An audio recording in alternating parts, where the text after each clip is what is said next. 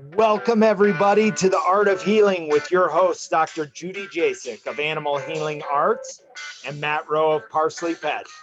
During our show, we are talking about your pet's health, raw feeding, and alternative treatments for cancer, unexplained illnesses, and supporting your pet's natural ability to heal. Thank you, Dr. Judy, for being on the show today. Oh, you're welcome, Matt. Always a pleasure. We always get into some great conversations, and I'm really excited about today's topic because even you didn't know about it when we first started talking about it. Nothing about this topic today. You cooked my brain when we were laying out our topics, and you said, Matt, this week I want to talk about Nosodes. Is that a pair of shoes? I have no idea what a nosode is. I'd never even heard about it. I didn't even heard about it in passing. So what is a nosode? First, well, it was really fun to stump you, by the way, to actually pick a topic you hadn't heard of. So I enjoyed that. I'm glad I could fill your team today. Thanks for educating me too, because if you hadn't brought that up, I would have never realized that this was actually a thing. Yeah, well, so nosodes are essentially a homeopathic form of vaccination. And as we were talking about pre-show, it's actually one of the original vaccines before the latest pharmaceutical renditions that are injected that have, tons of side effects and questionable efficacy. Nosodes have been around since the 1800s. Homeopathy in general was discovered by a Dr. Hahnemann back in the early 1800s. And I think and so there was like this experimentation. So homeopathy, its foundational principle is like treats like. So if you're treating with a homeopathic remedy, you actually give a remedy that in its full like biological form would cause the symptoms that you're treating. So like there's one called arsenicum. Well, that's made from arsenic, but homeopathics are diluted like 1 to 10,000 or even up to 1 to 100,000, 1 to 1,000,000. So there's no biological substance in there, just the energetic form of it. And so if you had a person or animal that you were treating that had symptoms of arsenic poisoning, you could use arsenicum and treat those symptoms, regardless of the cause. So it's pretty fascinating stuff. And it was hard, as a practitioner, I'll train conventionally. And when I started learning this, like treats like, and less is more, you dilute it out more, it's more potent. Like, wow, that's pretty bizarre. But when it comes to nosodes, the way that nosodes are made is they actually take some exudate or discharge from an infected animal. So say you have a dog with parvo, common disease, puppies are vaccinated for parvo all the time because it's a pretty serious disease if puppies get it. And it's an intestinal virus. So they will actually take some fecal material from an infected puppy and do this dilution. And again, it's diluted down so much, you don't have the biological substance. You're not going to give another dog the actual disease. You dilute it out and then you give them this nosode and you give it orally. So it's a more natural route of giving it. When you inject a vaccine, yes, you can generate some antibodies, but it's not a normal route of exposure. So the immune system kind of doesn't know exactly what to do with those antigens, and it can get stuck in clearing them from the body along with the heavy metals and other toxins that are in vaccines. Whereas in a homeopathic nosode, there's no additions, there's no toxic preservatives or antibiotics or any of this other stuff, and it's given orally. But the thing that's really different about it is it's more energetic. So we have an energetic body, and our pets have an energetic body, our life essence, so to speak. And that's what the nosode is addressing, this energetic part of the being and building its resilience two diseases. Basically, it's telling the energetic body there's only one susceptibility to disease. Like if a puppy has parvo, it can't get parvo, again, it can only have parvo once at that particular time. And so the Nosode is doing the same thing for the energetic body. And this is where homeopathy gets maybe sounding a little woo-woo, but basically it's just saying to the animal, you already have this, you can't get it again. And then the susceptibility to getting that particular virus actually goes away. I've seen, when I was doing my research on this topic prior to the show, I saw some stats that 87% success rates in regards to when they were treating with nosodes and that type of thing. And it's interesting to hear you talk about that because, yes, I mean, we are essentially all energy. We're just batteries.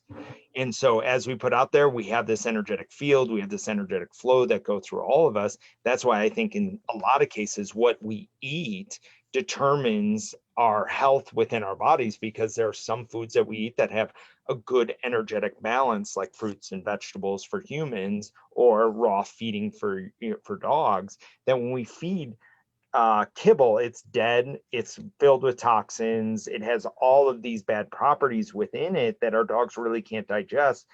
And when you look at that, it's not basically supporting the energetic flow within of our bodies and allowing us to maintain homeostasis, which is that ideal health. But you're saying a nosode in there has that energetic, I don't know how you would phrase it, but it's got that feel of it that when you take it, then when, for example, your parvo is, you're basically telling the body it's already had it, so then it fights against it if it does come upon it.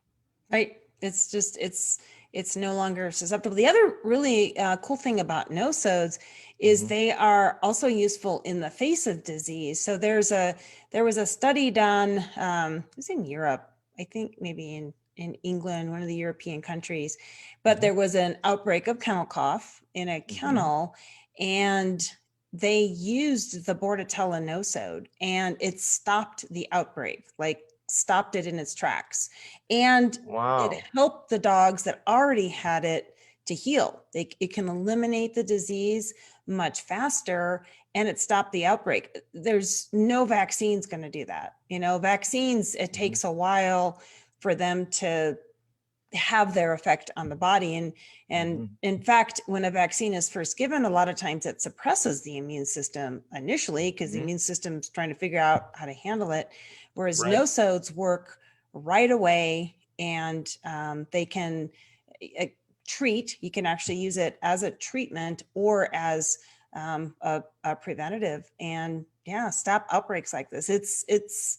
It's quite interesting. And I was saying before the show too, there's a Dr. Todd Cooney, if anybody wants to research a veterinarian that uses nosodes extensively in his practice. He hasn't done any conventional vaccines except for rabies in his practice for over 20 years. He just uses nosodes.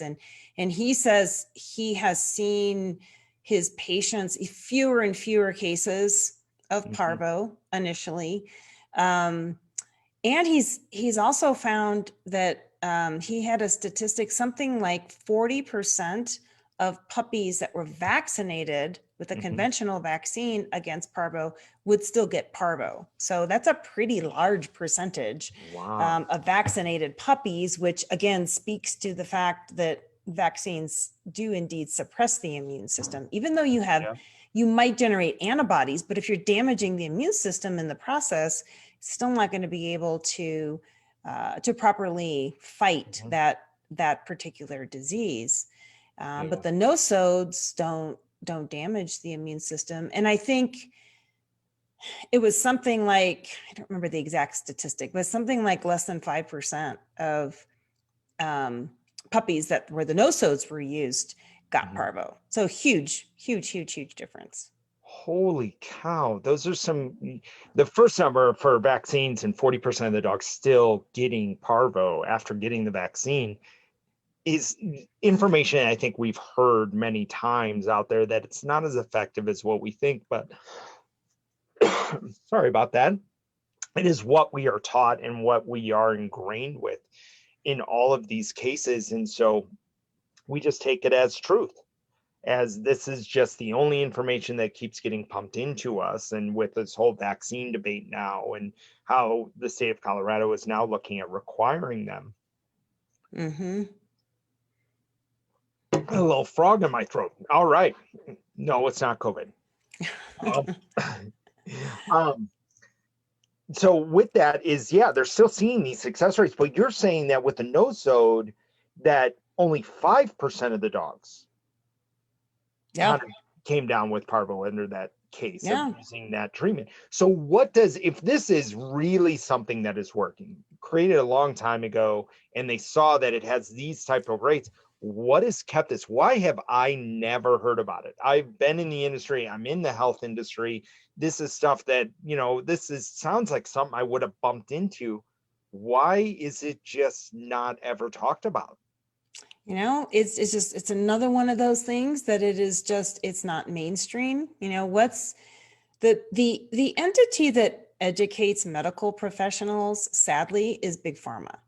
It's not, yes, we're educated on our systems and how does a lung work and how does a kidney work. But then when it comes to treatment, it's all comes from big pharma. They're the ones funding the research. They're the ones, they fund the medical and veterinary schools. And so how are practitioners being trained? Unless a practitioner like myself that gets interested in other topics goes outside the box and starts to learn some different things, goes to different conferences and where you can learn more about some of these topics, it's not mainstream. And homeopathy, when you talk energetic medicine, is a little different. It can sound a little woo-woo. It took me a while to get my head around it. But then the bottom line is, when I introduce something new into my practice, first and foremost, I'm not doing any harm. That's the most important thing. I'm not going to hurt this pet. So what's the worst thing that can happen? It doesn't work, but I want to try. My own pets are oftentimes guinea pigs for me, trying some of the stuff, but that's how, do house if you need more. Okay. Yeah. I will. You're like, I want to try this out. Yeah. I will. Cause those Chihuahuas, they're good guinea pigs. They let you know.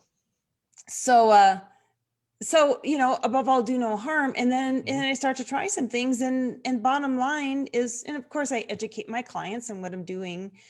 And then you see the success, and you can't argue with success. And I don't care what the research studies say or what the standard of care is, because, which just irks me. Our oath we take as practitioners says do no harm, but drugs like chemotherapy that make pets incredibly sick, vaccines that cause so many reactions, so much inflammatory disease and so much suffering in our pets, those are standard of care.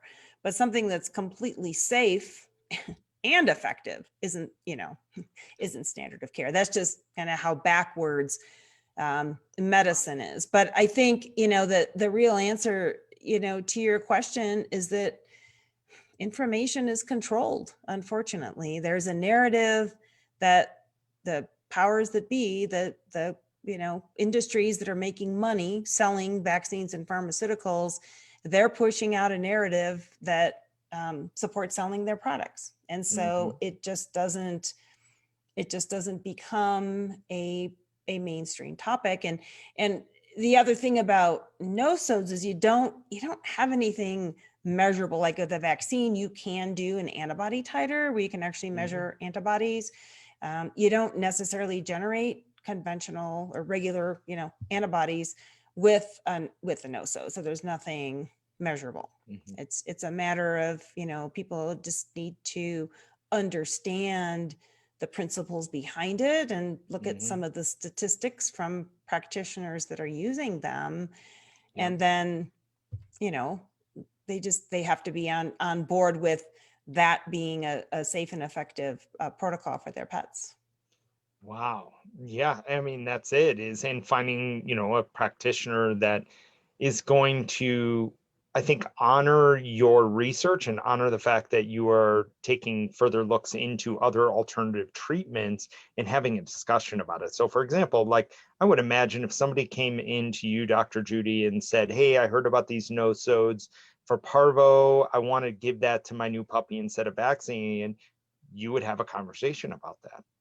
Mm-hmm. You would educate them, you would listen to their concerns and all of that type of stuff, where I feel like more in conventional medicine, they don't have the time to, where they're turning patients and they may have 5-10 minutes with you to have that conversation. And then so if when you bring up a new topic or a topic like nosodes, it's almost like I don't have time to go into the depth of it, or Yeah. I don't, yeah, So I think practitioners actually would rather dismiss it rather than taking the time to learn something new or investigate it, because they are right, short on time.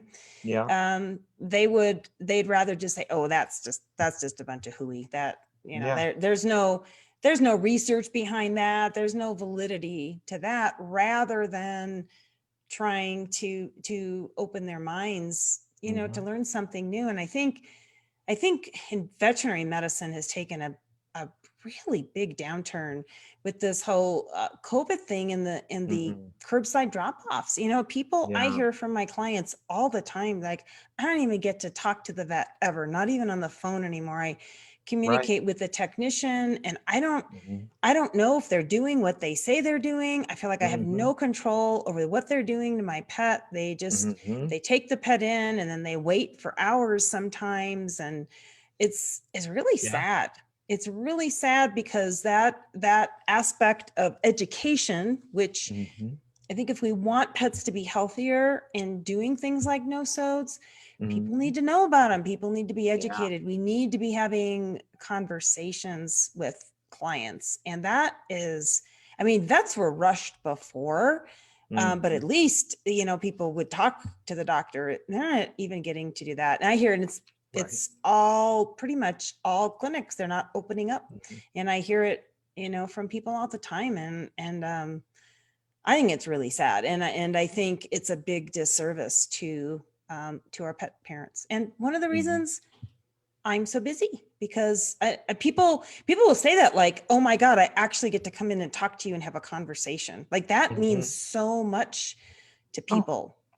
And I totally, I get it. These are their babies, and mhm, they want to know, they want to get the information. They want to feel like they're mhm. making the right choices. And you can't do that on a 30-second phone call sitting in the parking No. lot. And if I'm stressed out and worried about it, I'm gonna pass that on to my pet. I Mhm. mean, if you talk about energy and energetic flows, and just as a nosode being energetically on something that you take orally, could you imagine if you are extremely stressed out, your temper gets shorter, you're worried about their health, you're worried about everything in their space. Well, you're going to feel that. I mean, you can walk into any situation, and I can tell you the individuals that are stressed out in the room, you can see it, you can feel it, and you can see it in their faces, and you can feel the amount of stress that they have. And those that I think increase their stress levels, your pet is a mirror of who you are, of how you're emitting and what you're feeling in those moments, because they're just mimicking that. So if I have anxiety, my pets have anxiety. If I have stress, my pets have stress. So in those moments, I think we have an opportunity to not only help our pets by having a conversation with like a homeopathic vet that is actually going to come after it, or holistic vet, and actually go after and have a conversation with you along those routes to kind of subside the stress that you might be feeling and taking home. And so I think we're missing an opportunity with our care and how we treat our animals and what other options that we have available, because of what we've been taught and where the information is coming from. Yeah, and I think it speaks volumes when, somebody like yourself, Matt, you're plugged into the holistic protocols and natural Mhm. treatments. And here is a treatment modality that's been around for a couple hundred years, Yeah, and you've never heard of it. I never heard So of it. that information, it gets Mhm. buried, and it gets buried for a reason. So I just think it's important that people realize there are there are other options, and conventional vaccine protocols are all developed by the vaccine manufacturers, and they're designed to, to sell vaccines. There's really no need immunologically to be vaccinating an adult dog. Once they build an immunity, that immunity does not go away. Rabies is a little different because there's regulations. So, you do sometimes need to follow those protocols to keep your pet legal. But from a disease prevention standpoint, it would be the same thing. They probably don't need ongoing rabies vaccines. And then when we can do something even safer, like the Nosodes, and build the same immunity in our puppies with no side effects, that's what we should be doing for our pets. Exactly. So now I think this was an incredible show, because just for the basis of just introducing what a nosode is. And I highly recommend you guys take your time, go do your own research, go take a look, type in a Google search, nosodes, and it's amazing what comes up. So when you talked about, there's data in regards to what vaccines and all that type of stuff, when you look at nosodes, the amount of research and data done on nosodes is extensive. And so when, it's not that nothing has ever been really recorded or estimated on. No, it's been around for a couple hundred years. So there has been plethora. There's been a huge amount of data out there in regards to researching nosodes. So definitely do your research, do your homework, and you'll find that it is a viable option for I think it's also important for people to realize that modalities like nosodes and many other holistic modalities are used extensively in other parts of the world. They're just not used here in the United States. So, so the information exists. It's not like these are new, unfounded therapies. Like you were saying, Matt, there is extensive research. It's just kept in the shadows here in this country, but in other countries, and especially like poorer countries. I mean, nosodes are dirt cheap. Right? They really are. Very, very inexpensive. For the practitioner and for the client, and so it's easy to produce them. So the information is definitely out there, even if your local veterinarian isn't talking to you about it. So definitely do your own research. This has been eye-opening. This has been educational, and thank you for introducing this to me. No, it's been awesome. You're most welcome. It's like my most favorite thing to do is to provide education and click some light bulbs on. Yeah, I can see them. I can see them inside your head. Yeah. Oh yeah. They're got clicked. Yeah. They're going on. So now when I come back in and I know Leo's due for some shots and stuff like that, I'm going to be talking about titer testing and nosodes and other modalities to keep him safe, instead of going after the conventional, just pump full of more vaccines. I guess that's what I'm supposed to do. Right. And he'll be much healthier for it. Much happier, much healthier. So what is the best way? So if somebody wants to talk to you further about nosodes and get more of a deeper education, what is the best way that they can get a hold of you and set up a telemedicine? My practice name is Animal Healing Arts, and my website is ahavet.com. The email is info@ahavet.com, and our phone number is 720-515-2421. That is awesome. And you can always reach out to us at ParsleyPet.com. And if you want to test if your dog is receiving the right amount of minerals inside of their body, or if their diet is aligned to what is ideal for your pet, we can test for that. And I can give you that answer. And so moving that forward, if you ever want to have a nutritional blueprint conducted, contact ParsleyPet.com. And right now, during this time, we're also offering a discount. If you use the dog Healthy Dog 50 at checkout, that'll give you $50 off the nutritional blueprint, as we want your dog to be happy and healthy and live a long, incredible life. And we want to thank you so much for being on the show, for watching the show today, learning about nosodes and everything. And as always, Dr. Judy, I enjoy this show so much. And thanks for stumping me. Thanks for getting me to think I'm gonna differently and bigger. I'm gonna work on that. See if I can find something else that'll stump you. I'm worried about the next topic you're going to come up with. You're going to do research like the most obscure diseases that have come out, and we're going to talk about those. So thank you guys very much. Enjoy the rest of your day today, and we hope that you and your pet are happy and healthy every minute. Bye, everybody. See ya.